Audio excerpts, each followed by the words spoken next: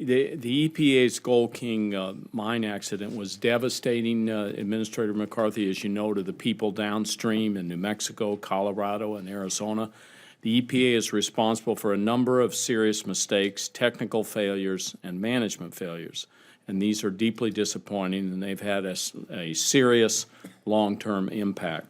After the accident, the EPA was slow to notify downstream communities that depend on the river for their livelihood. The Navajo Nation and the people of northwestern New Mexico are still frustrated. They spent several $millions to respond to the emergency, but 8 months after the spill, the state and the Navajo Nation are still waiting to be reimbursed. And the 8 months after the spill, we're waiting for a legal decision from EPA about whether it is responsible for individual damages so that people can be compensated. Those impacted deserve compensation. And I want reimbursements for New Mexico taxpayers and for the Navajo, long-term water monitoring, and a promise that the Gold King mine, the source of this pollution, will be cleaned up.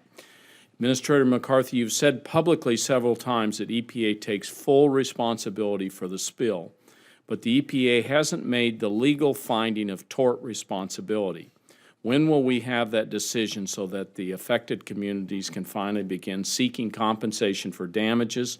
What specific steps have to be taken for the tort finding to be made? And can you give us a firm date on when we will have that decision? I wish I could give you a firm date. I believe it's happening soon, sir, but I have to be independent and hands off of that process. It's being done by a claims individual that's in a fairly insulated process working with the Department of Justice. So I do know that people are anxious. We have about 57 federal tort claims that have been submitted, and we certainly want to get information out to people as soon as we can. Thank you. The tort finding is just one of many issues raised by stakeholders. The Navajo recently sent you a letter detailing their priorities to address the damage caused by the spill. EPA responded in writing yesterday with a general commitment to continue working with the Navajo Nation, but we still need to know what specific steps EPA is going to take to address the Navajo's concerns, and I will follow up with you on those questions for the record. Yet specifically, I do want to ask, what is the status of claims submitted by the Navajo in the state of New Mexico, and can I get your commitment right now on a date certain for all of these requests to be fully processed? Well, in terms of reimbursements, we have reimbursed the Navajo for their expenses of $158,000. There is significant additional claims where we're working with them to get the information we need to determine what's eligible for payment under the law. Likewise, for New Mexico, we have reimbursed $328,000. You know, in total, we're working through this system in as best a collaborative way as we can with the states and with the tribes.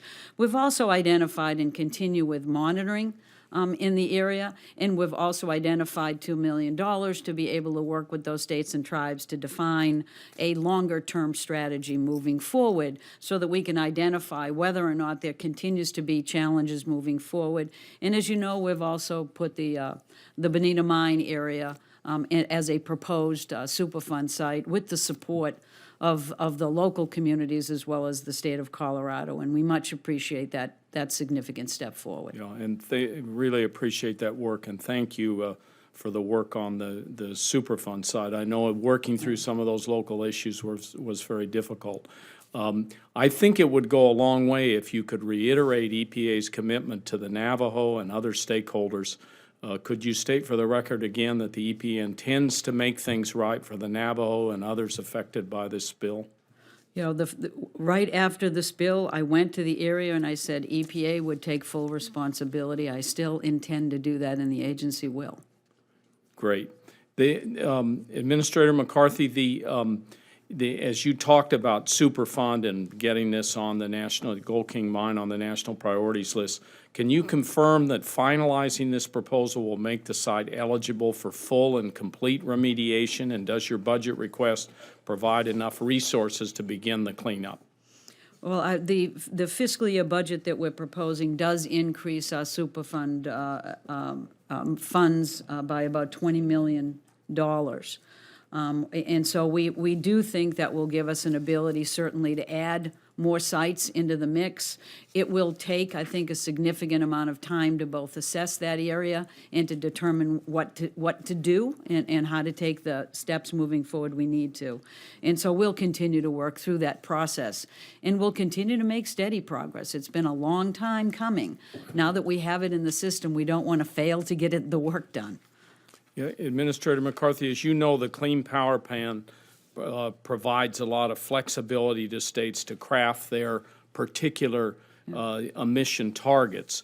Has the EPA provided guidance to states that are working on strategies under the Clean Power Plan? And can you explain more about how EPA is helping states develop plans to meet the new standards? And does your budget request continue support in fiscal year 2017? It does. It includes support of about $50.5 million to continue to work with states that voluntarily want to continue moving forward to develop their plans, as well as funding to support tools that the agency would be able to develop for that purpose, including an accounting system. You know, states want to work together on this. They want to know and be prepared for when the court concludes its review of this, to be able to move forward quickly, and we're trying to respond to that. And that's what these monies are all about, to provide them direct money to be able to, for states to be able to develop their plans, and for us to be able to support them with the tools they'll need to get that work done. Thank you very much. Thank you.